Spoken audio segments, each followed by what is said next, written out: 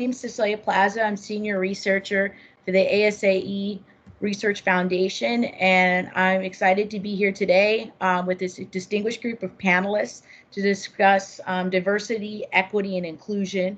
What is the ASAE Research Foundation doing in the area? What perhaps should we look deeper into doing? And just in general, have a conversation about how we can all work together and educate each other and other associations about this incredibly important topic that has just exploded on the scene even more lately. And it's given us an opportunity to talk broader about DE&I issues. So again, my name is Cecilia Plaza. I'm also a proud Delft Scholar alum. And my background in DE&I is mostly in the healthcare space, I'm now a retired pharmacist. And so that's a little bit on my background, but I want to have all the panelists introduce themselves. And why don't we just go ahead and start with how they're appearing on my screen. So Wendy-Jo, would you like to please introduce yourself? Hi, yeah, Wendy-Jo Toyama. I'm a relatively new Chief Executive Officer for the American Academy of Hospice and Palliative Medicine. I've been in associations 20 plus years and have worked in medical associations for a while. So thanks for having me. I'm excited by the topic. Great, thanks. Rich? Hi, everyone. I'm Richard Yep. I'm the CEO of the American Counseling Association. So our 50,000 plus members are mental health counselors, rehab counselors, school counselors, folks like that.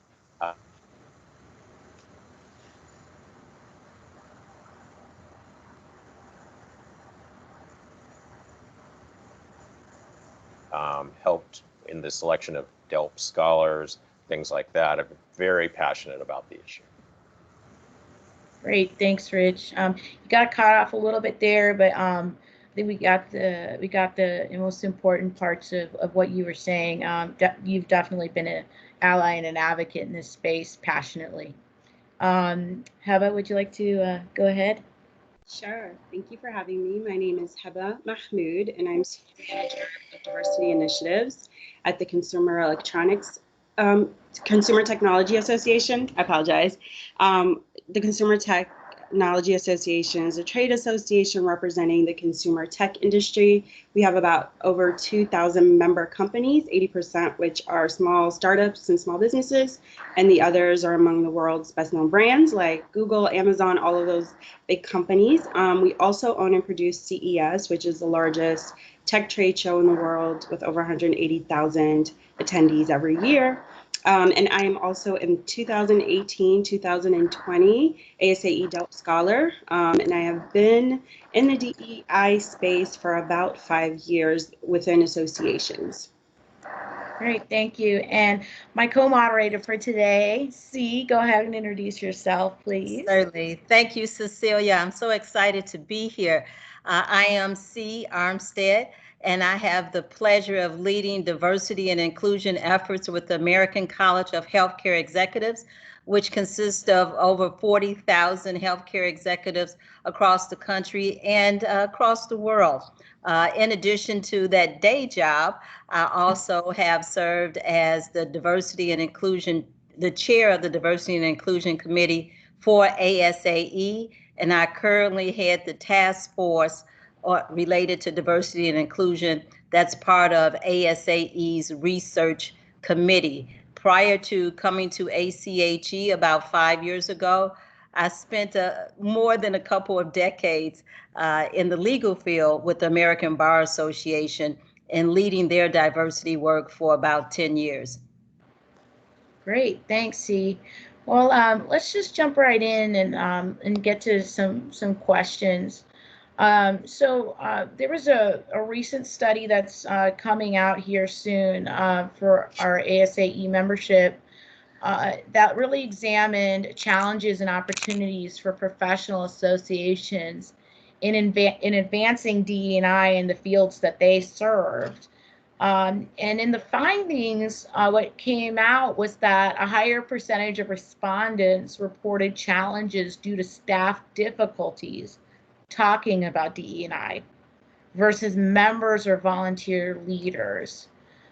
So I'm just going to open it up to the group. Do you feel like this is starting to shift as people become not only more aware, but actively opposed to systemic issues and challenges faced by people of color, immigrants, the LGBTQI community, persons with disabilities in that community, and just how our organization's evolving to springboard in the communities they serve. So it's a pretty broad question, but I just want to open it up to the group for some thoughts.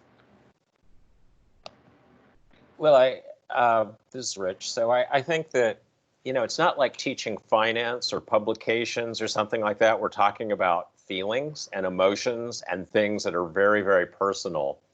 So my advice to all association professionals is be your authentic. People know when you're faking it and when you're trying to check off a box.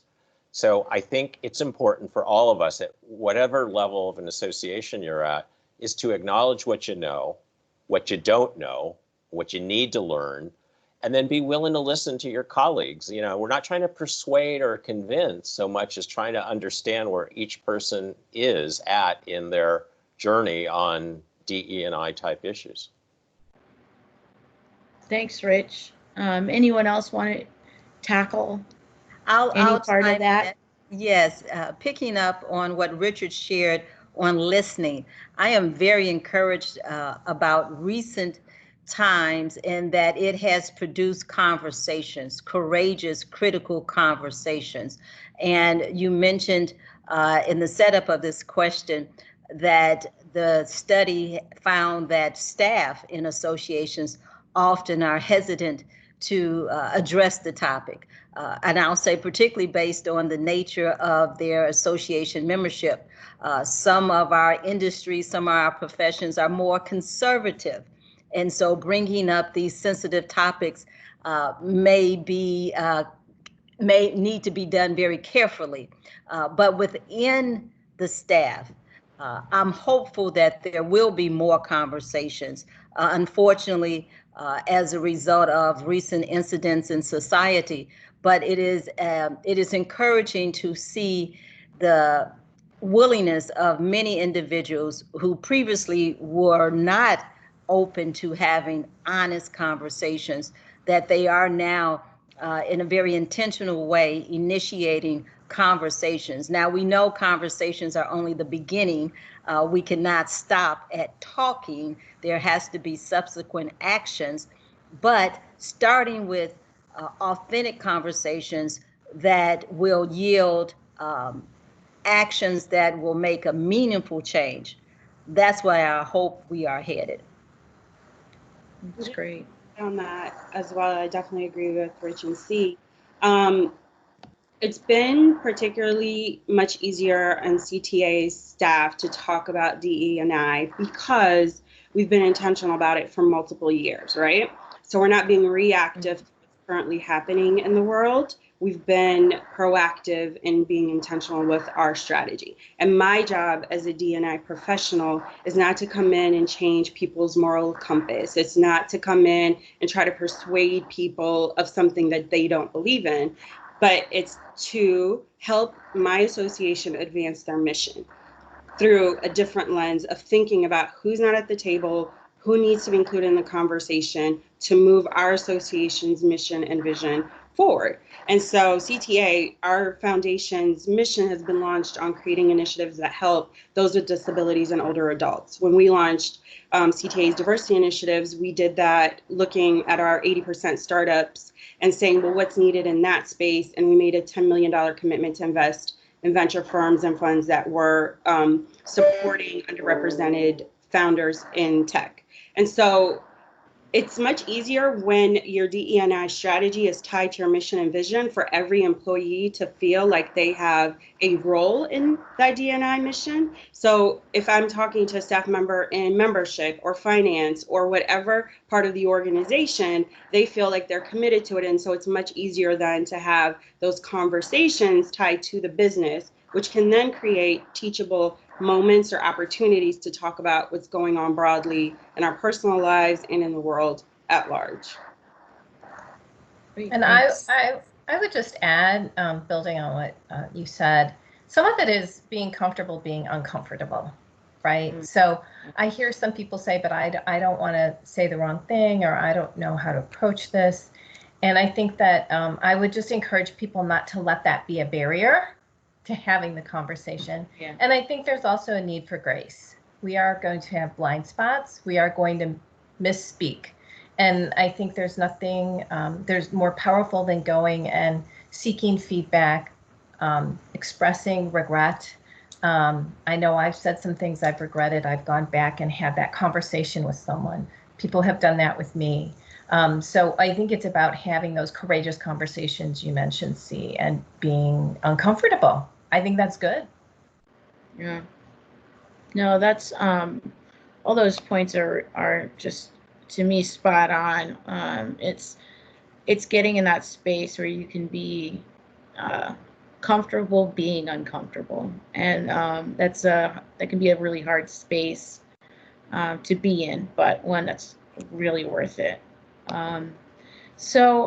What kinds of DE&I support and resources are your members looking for right now, in terms of just like, what do they need, your members?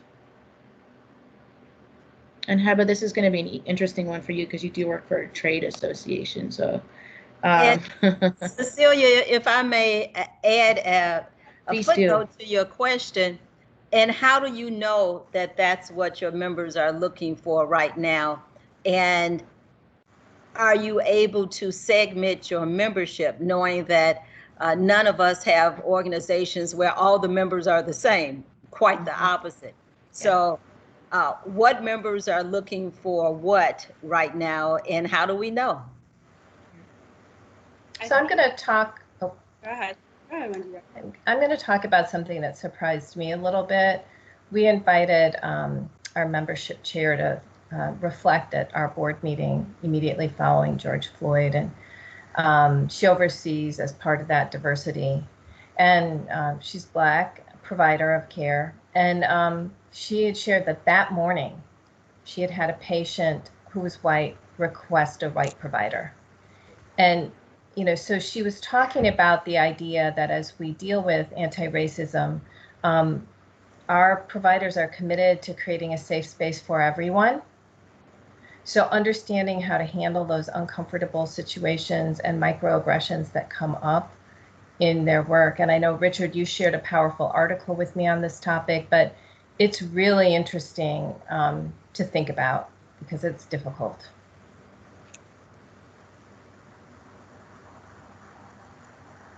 I'll add too, you said it was interesting because I'm from a trade association, but I think I got a little bit lucky in that sense. So after the George Floyd incident, a lot of our member companies definitely put out statements.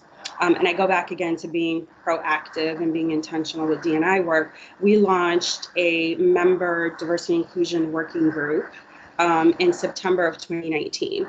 And we'd had a number of meetings with those members. There are about 65 companies that are a part of that working group and 100 actual members from each of those companies. And we've been talking about D&I in the tech industry since September 2019 with this group. And a big part of launching this group was sharing best practices amongst those member companies. And so we were able, when the pandemic hit, to pivot and have a D&I working group meeting to address how the pandemic is affecting D&I initiatives at our member companies, how it's affecting remote work, how they're creating that sense of community and helping with isolation and all of that. And so when the George Floyd incident hit, we were quickly able to pivot and have a meeting about that. And so we were able to hear from member companies what they need. And since then, we've heard from other member groups within the organization who have said, we know we have a D&I working group. Can we tap into them to get resources to see what statements they're making, what actions they're taking, how they're addressing this, what their recruiting efforts look like. And so our D&I working group in the last 6 or 7 weeks has become this subject matter experts that the rest of our members are turning to, which has been really great. And so some of them are really advanced in their D&I work and are able to be the experts, while others know who to reach out to. And so in the next couple of weeks, we're launching a Zoom call series for all of our members and talking about specific D&I topics like microaggressions or allyship, and then having member companies present resources that they've created or programs that they've had around that, so they're able to see how to implement it within their own organizations. So in our case, we have one of the core areas of counseling is multiculturalism and diversity. So we might have had a bit of a head start in terms of how our members are trained to practice. So we do have multicultural and social justice competencies. We do run a lot of webinars, and we've come out with some special issues in our journals as well as our magazine. But I think what this particular point in time has given us is an opportunity to ramp things up and turn the volume up and try to stress to our members why it's so important to be having these conversations and why you need to ask yourself where you're at and how will you deal with those things, like, for example, like the example of if I am a counselor of color and I have a client who is not, where they're coming from and how they perceive me and what my thinking is around how I'm taking them into a practice and into a setting. So it's a really interesting time, and I think that all associations need to be involved in this, whether they're on the liberal side, conservative side, whatever else. I mean, it's such an important conversation. And I think you can get the feedback formally or informally as well. So I think I go back to what you said earlier, C, about just listening.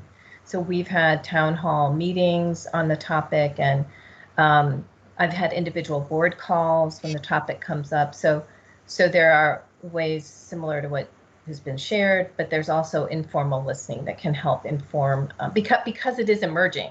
Like, I think that's part of it. There are emergent issues that we maybe hadn't thought of in that way that are popping up. I agree with that example. We did something similar right after COVID hit. Being a healthcare organization, I launched a listening tour, particularly targeting our diverse members, a small group, but a representative group, to hear about their experiences. And also, I think it's critically important to demonstrate that the organization is not only willing to listen, but is actively pursuing the voices of those from underrepresented groups. Too often, those marginalized, underrepresented group members may question whether or not they even have a voice in the organization. So taking intentional steps to listen to those different groups not only provides information, but it also demonstrates the organization's willingness to listen. No, I think these are all incredibly important points.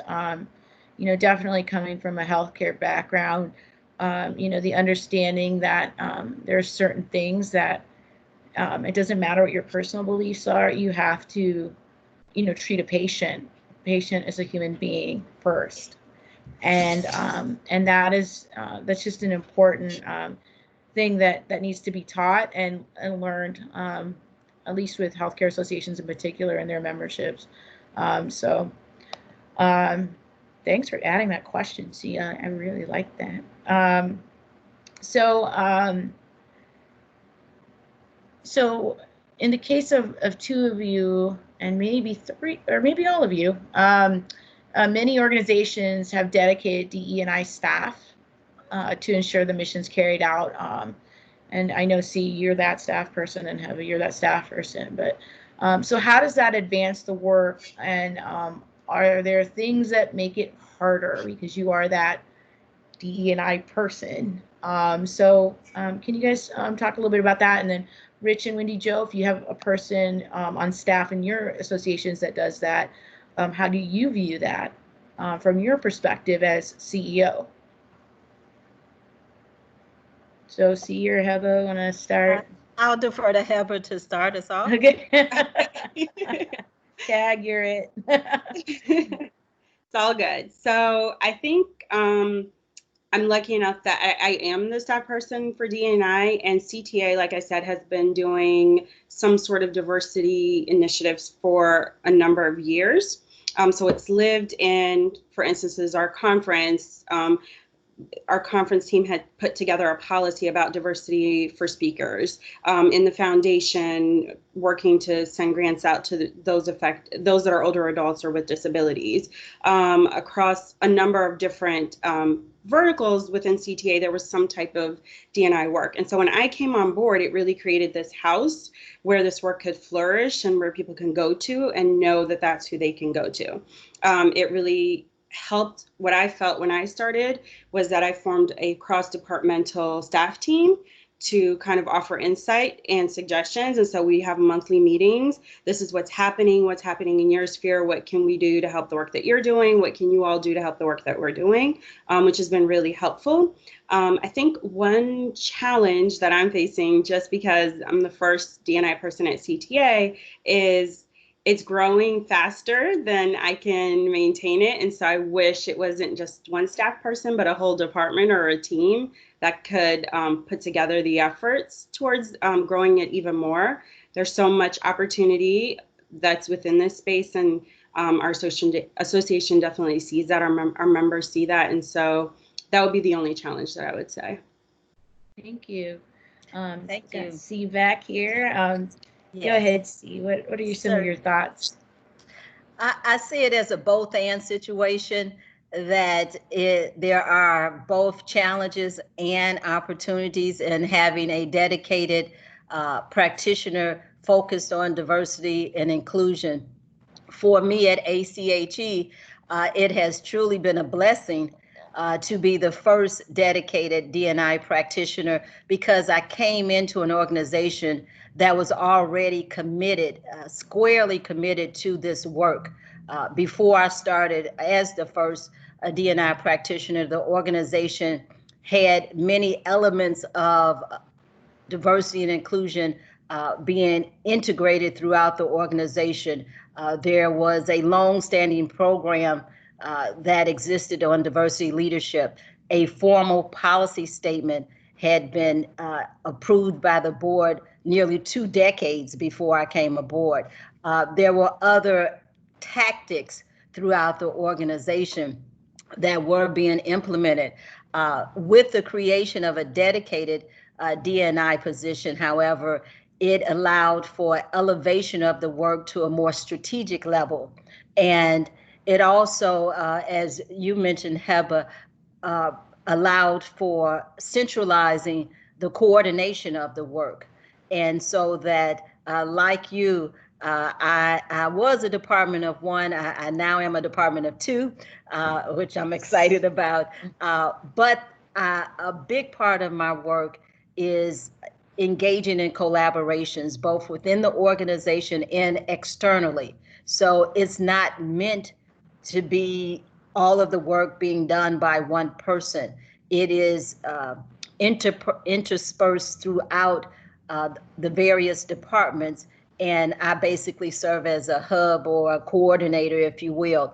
And then externally, a significant part of my work is working with our diverse partner groups. So those organizations such as the National Association of Health Services Executives that serve African American healthcare executives, or the National Association of Latino Healthcare Executives. I work with them so that we can work on initiatives that will impact the field. So it is a combination, although I definitely think there is value in having a dedicated D&I practitioner for accountability purposes. Yeah, excellent point. So I'm just interested, and I'm going off script here because I can. And Steve's going to join me when she wants to. Going off script here. But Wendy-Jo, Rich, I'm interested in the CEO perspective on this. Is it well, do your associations have a dedicated D&I practitioner, or is it more considered spread out? And how do you handle accountability as a CEO? That was a big question. So whoever wants to start. I'll start, and I'll say I want to speak a little bit to what it means to be a small association. So, I probably have the smallest association here. We're about 10 million, but the last organization I was at was 2. So I think the reality is, as a CEO, many organizations will not be able to dedicate a person to it, but that doesn't mean you shouldn't be doing the activity. So I want to underscore that. Yes. I would say that where I was before, we didn't have anyone, but what we had was I, as CEO, was very interested in the topic, and we had a volunteer leader who was too. She happened to be our membership committee chair, which was fortunate, but I think it doesn't matter what role that leader has. I think if you have a leader who can partner with you at a small organization to really shine a light on it, that's important. Right? Because we know the diversity activity happens throughout the organization. So I think for small organizations, they just may not be able to do that. At the organization I'm at now, it's half a person. And I think that is better. It is difficult because that person has responsibilities that pull them in different directions. I will say one of the things I've been trying to do is actually engage more people in discussions and decisions around what we're doing with diversity, because I do want it to be broader. This is kind of the double-edged sword that you were talking about, C. I do want it to be broader than just that half a person, right? So I think the CEO's perspective is, you really have to support it, shine a light on it, bring in people that are passionate about it. What you don't want to do is just name someone, particularly someone of color, and say, now it's your job, and I think that the person that does diversity with me, neither of us are functional experts like you guys are, and we realize that. We're very humble, but I try to remind her she has studied it. Like, she has been listening, studying, acting in this area, so she can be a leader and a voice. So I think that is the challenge, is that there are people who get tapped just because they're someone of color. Then there's people that are doing it that aren't functionally experts, but are learning and humble. And there's functional experts. And I think that organizations need to understand there are functional experts. You can go out and hire consultants or network with people like C and Heba. So, that's what I would say. And I'll just stop. I'm sure Richard's perspective is very different. Your organization is much larger. Well, we are a bit larger. And so I'll say from our perspective, from a larger type of organization, I think there are times when the CEO will say, and I'm the chief diversity officer, and that's nothing but window dressing, because you can't possibly do it all. And so in our case, our lead HR person is the chief diversity officer, because that's what her experience base is, and that's what she can bring to the table. We're also able to bring in outside consultants and organizations who can work with the staff. And part of their responsibility is also that the partnerships we have with vendors and others require them to ensure that these vendors are in alignment and will comply with our non-discrimination statement. So they enforce that as well. And then the other thing we did is that, it cannot be top down. We do have a D&I committee comprised of staff, and they're the ones who are generating a lot of ideas. They talk to the consultants, they talk to the chief diversity officer, and they bring things forward. And then everybody is engaged, which of course is something we always want. So that's how we do it. If I may chime in, one other consideration on the accountability piece. Whomever has responsibility, especially among the senior leadership team, research has shown that, and this is no great surprise, that accountability is taken more seriously when it's tied to compensation. And so in those organizations, especially the research generally looks at corporations, but I believe there's some applicability in the association management field, that when the results are tied to senior leadership compensation, surprise, surprise, the results are often better. And that's true not just for diversity and inclusion, but for other major organizational objectives. You tie it to the money follow the money, and you're likely to get better outcomes. Yeah. How about you? I saw you, not really your hand up, but you look like you're about to say something. I commend Wendy-Jo too from her perspective from a small association, because that's how I started. I was at a much smaller association, and D&I was added to my role amongst all the other things that I was doing. But because of leadership's investment in me and in the actual topic, I was able to grow my skills and lead with really passionate and knowledgeable volunteers, and then become a practitioner in the role where I am today. So I think that's definitely what Wendy-Jo is doing is really, really key and can develop more impact than you may think it does.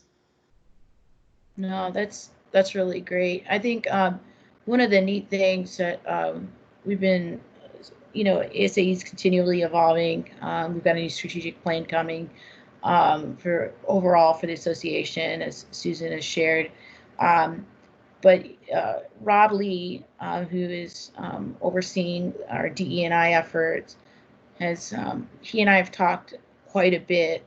We have catch-up sessions every few weeks to talk about DE&I. And his motto is, if you see it, say it. And so, that's really empowering for a chief to tell someone who's not a chief to say, you can speak up in a meeting and call out a DE&I issue if you see one. And that was really empowering. And I loved it. If you see it, say it. If something needs to maybe change a little bit, or be fixed, or if it's an issue of maybe just using incorrect language. For example, in the LGBTQ community, the word homosexual is actually a medical term. It is not meant to be anything other than a medical term, and it's meant to be a degrading term in the way it's often used.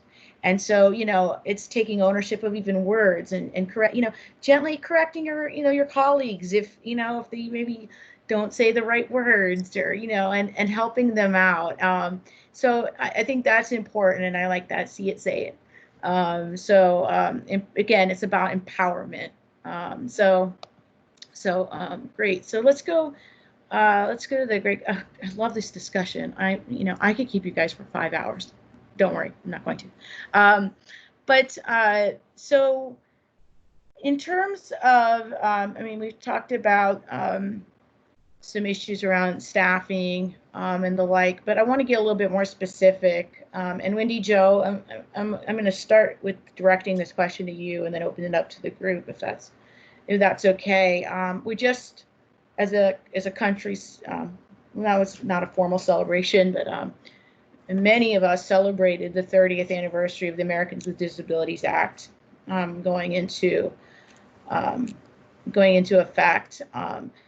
And coming from, two healthcare, being CEO of two healthcare associations that deal with persons with disabilities and those communities that exist within those groups, coming from craniofacial and now palliative care. What can we do to better educate the association community around disability? Yeah. So, Sorry, big question.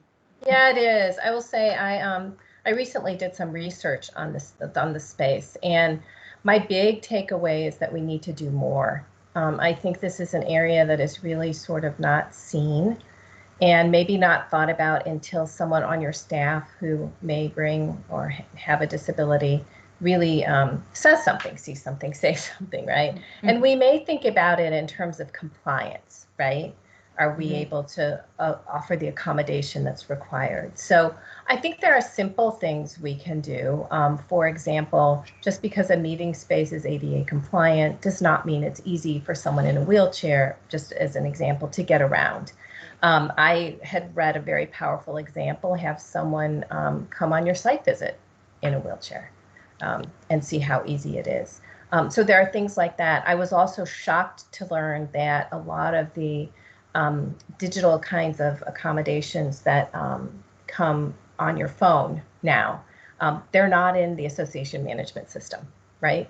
And so I think that there are things we can do that technology can help us do if we're thinking about it, but we're not thinking about it, right? So I think that those are important thoughts. Also, in my last organization, which had craniofacial difference, we thought a lot about words that you use. So using person-first language, just things like that.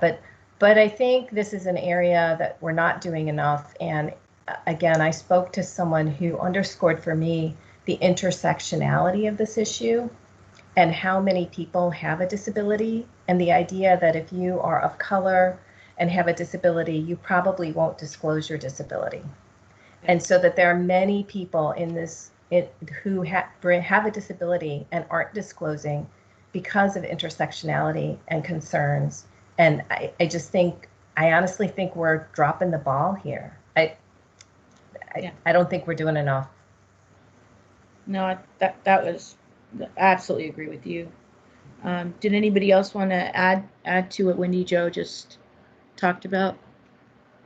I think too an important part of the ADA are mandating kind of things for visible disabilities, but the invisible disabilities are really key as well. And as association executives, I think, like you said, we're not doing enough, but there's opportunity. So as we're planning events, are we taking into consideration the invisible and the visible disabilities? And because we've had to pivot so much because of COVID, are we maintaining accessibility as part of that inclusion equation, even like with our webinars and how we're sending out messages and emails and just communicating with people during this time of quarantine and keeping that top of mind? I think it's definitely come forward much more, and I'm glad it has, but there's definitely a lot of work still to be done.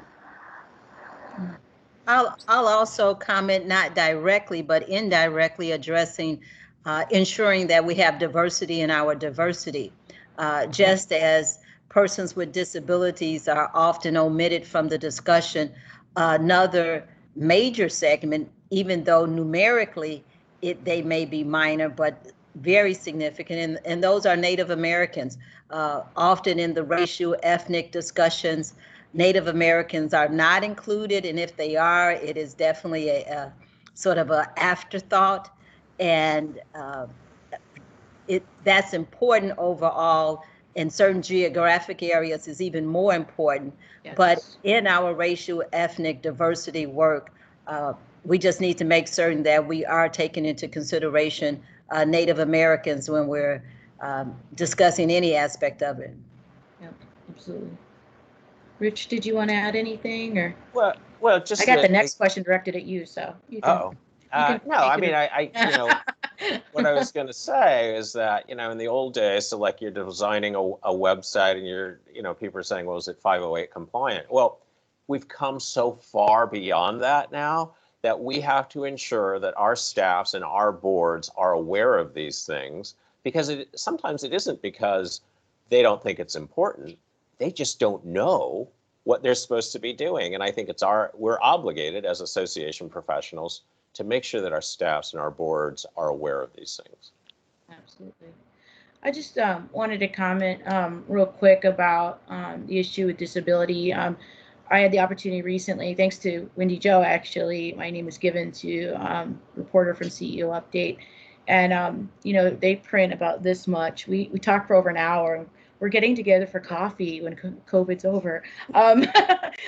We just really had a great conversation, and she's like, I'm learning so much, and it was about disability and having had a more hidden disability that's become more visible in terms of a mobility consideration. And it was interesting. She asked me, "Have you ever been worried applying for a job?" And again, my mom has said, you have enough on your plate. You're an immigrant or you're Latina. You don't need to disclose that you have a disability. And I've always been told to hide it, which, I know not a luxury anymore. But it was interesting because I said, not when I applied to ASAE. In fact, it was rather, difficult situation when I applied for ASAE. I was in, and they took me anyway. And I was grateful for that. It really lived up to their core values. But I think that's the importance of core values and putting those on the website and sticking to them and getting the word out that this is what you believe in. And I say that because, you know, and not that this was something we discussed a lot in the association community, say, you know, 15 years ago. But when I first entered the association space, you know, having been a pharmacist and then entering the association space, the interview I had with my previous association, it was in Old Town. It was an old townhouse, not uncommon into Old Town. It's a small, it was much smaller staff than it is now. I had intel from my Ph.D. advisor, who was a past president, that there was no elevator. And it was an overnight trip because I lived in Arizona. So all morning, all I thought about was, what if I have to carry my suitcase up the stairs? I can't do it. I can't do it. I'm going to have to disclose. And it just worked out that they're like, oh, leave your bag down here because we're going to take you from here to the airport. And I was like, oh my God. Well, my interview started at 7 in the morning with the CEO. That was 9 o'clock. I had been thinking and obsessing over it since the night before about that. And that's something I shouldn't have had to think about. And so that's just something I want to bring up, that, you know, putting your core values out there and showing how you're living them can be just as important. Because again, that was 15 years ago, but I shouldn't have had to think about it. And now I know it would have been fine. But I didn't know that back then. So that's just something to think about. All right, Rich, I got one for you. Sure. So you and your association have been recognized actually several times, I believe, by the Human Rights Campaign for your work in the LGBTQI community. And I know you've gotten to speak at, I believe, 1 or 2 galas. I don't know, I've seen several pictures where you're around all these famous people. And, how has this affected your work in the association space? And again, same question, how can we better educate the association community around this? Well, thanks for saying that. I think that what's unique about our community is that we do benefit from networking with each other, and we learn from each other. And, we were honored to be recognized by the Human Rights Campaign. We've done some things with the Boys and Girls Club of America because they have 300,000 volunteers, and these volunteers are working with kids all the time. And there's some really difficult questions. It's way more than where's the Monopoly game. It's, very serious questions, yeah. Right? And so yeah. I think that the more we can do, those of us who are more active in the DE&I space, the more we can do with other organizations to help them come along that path. It's an obligation we have. And because so many organizations have this need, it's sort of taking what we have and just saying, and this is how it can apply to all of you. So, that's been our sort of way in which we've done it, and it seems to have worked. That's wonderful. Did anybody else want to add maybe some things that they have done in this space or would like to do in this space? Wendy-Jo? I want to backtrack to something that C talked about a little bit before in terms Absolutely. Of outcomes. And it's kind of a right turn here, and I'm sorry, but no, I want to talk about measurable outcomes and gathering data.